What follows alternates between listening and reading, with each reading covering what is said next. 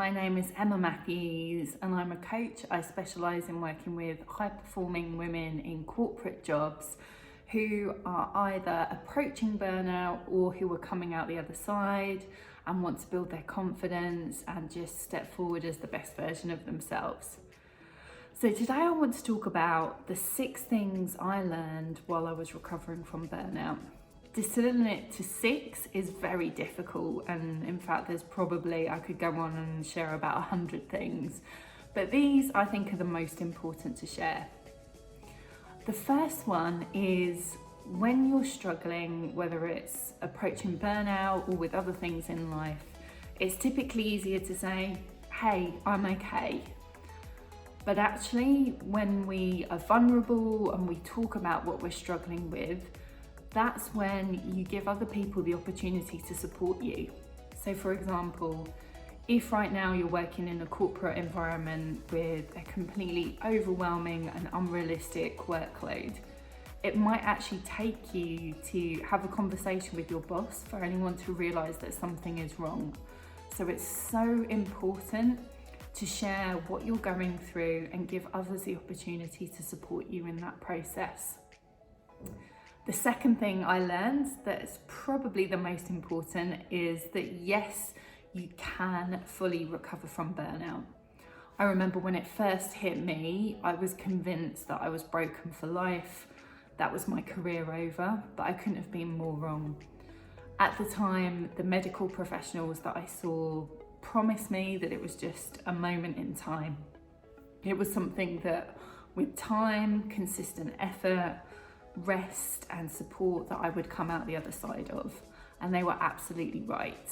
So I'm pleased to say that I'm now fully recovered from burnout and able to help others who are approaching the same issue.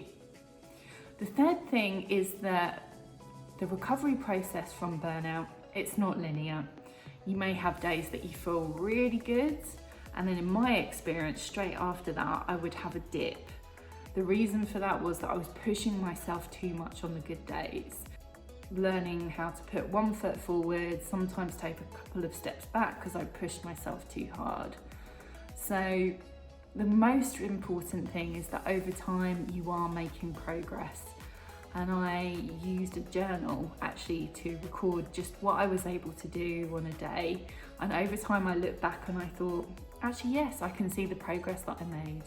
So I went from someone who in the very early stages of burnout, where I was completely mentally and physically exhausted, in those days success was getting up in the morning, getting dressed, and then it wasn't that much in the future that actually I became a coach who's stood on stage and talked to thousands of people. So if you take really good care of yourself, you do recover, but that recovery process is not always linear.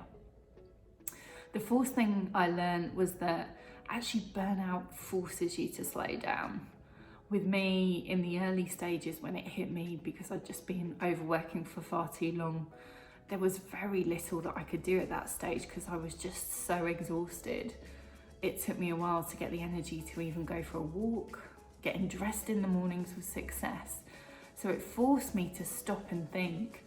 And then I realised just how much I'd been bottling up over the years because I'd been so busy. I'd never really thought about what I needed to be strong, to be healthy, to be happy in my life. So for me, it really was a journey of self-discovery, just slowing down, listening to my body, getting support and putting my health and wellness first for the very first time in my life. The fifth thing that I learned was sadly there is no quick fix for burnout. So the medical professional that led my care told me that in his long experience, typically the amount of time that a burnout has been building, it takes you that amount of time to come out the other side. And at that point in time, I had no idea how long this had been building. I didn't spot any of the signs of burnout, and I was seriously ill before I knew there was anything wrong that I needed to take action on. Since then, looking back, I've realised that with me, it was building for about a year, if I look back and spot some of the early signs that I missed at the time. And it really was my experience that it took me a year to feel like a whole person again and to feel confident. The medical support definitely helped me to stabilise, but it took me working with a coach to really get clear on what I wanted out of life, to help me set some new boundaries and to rebuild my confidence after that. And then really, lesson number 6 for me was there is strength in reaching out for support. I think all too often in the corporate world, we feel that we're at our best when we're coping with everything, we're doing it all ourselves, we're showing just what we can do. What I've realised is that over time, that's quite often not sustainable. And actually the strongest people are the ones who take the support. If they're struggling, they let people know, they take the support that's offered. And in my case, had I not sought medical support when I was seriously ill with burnout, I'm sure my recovery process would have been even harder and even longer. So for me, it took a psychiatrist to help stabilise me. It took working with a cognitive behaviour therapist, and then coming out the other side, working with a coach to get me clear on what I wanted and where I wanted to go in life. And it was really that support process that made me wake up to the fact that my real passion now is helping other people avoid what I went through by spreading awareness of the signs of burnout and helping people avoid that. But equally, if they have hit burnout, once they've got the right medical support around them, helping them to rebuild their confidence and create that life that lights them up and that they won't burn out in again because they've changed themselves and they're now in an environment where it's safe to be themselves. So if you are struggling with burnout right now, know that you are not alone and there is so much support available for you.